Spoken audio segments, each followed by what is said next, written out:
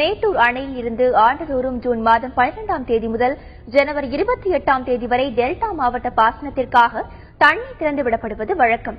ஆனால் இந்த ஆண்டு போதிய தண்ணீர் இல்லாததால் மேட்டூர் அணையில் இருந்து தண்ணீர் திறக்கப்படவில்லை. இதுகுறித்து கூடுதல் விவரங்களை தருகிறார் செய்தியாளர் சுரேஷ் பாபு.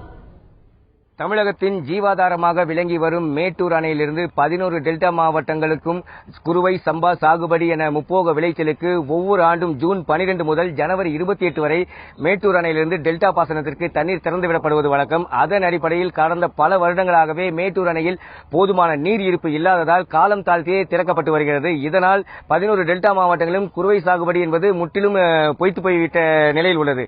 மேட்டூர் அணையிலிருந்து டெல்டா பாசனத்துக்கு தண்ணீர் திறக்கப்பட வேண்டுமானால் மேட்டூர் அணையின் நீர்மட்டம் 90 அடியாக இருந்து வினாடிக்கு சராசரியாக 20,000 கனஅடிக்கு மேல் நீர்வரத்து இருந்தால் மட்டுமே மேட்டூர் அணையிலிருந்து டெல்டா பாசனத்திற்கு தண்ணீர் திறந்துவிட முடியும்.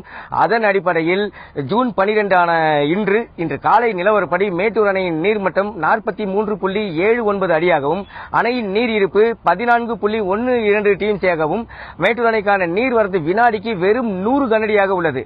குடிநீர் தேவைக்காக மேட்டூர் அணையிலிருந்து 1200 கனஅடி நீர் திறந்துவிடப்பட்டு வருவதால் மேட்டூர் அணையின் நீர்மட்டம் படிப்படியாக சரிந்து கொண்டே இருக்கிறது.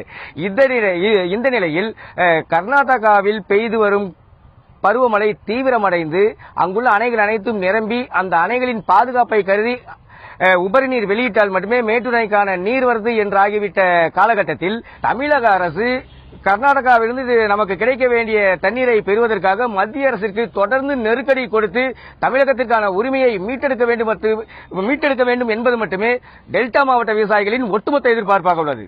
தந்தி டிவி செய்திகளுக்காக ஒளிப்பதிவாளர் ஹரியுடன் மேட்டூர் அணையிலிருந்து SK சுரேஷ் பாபு.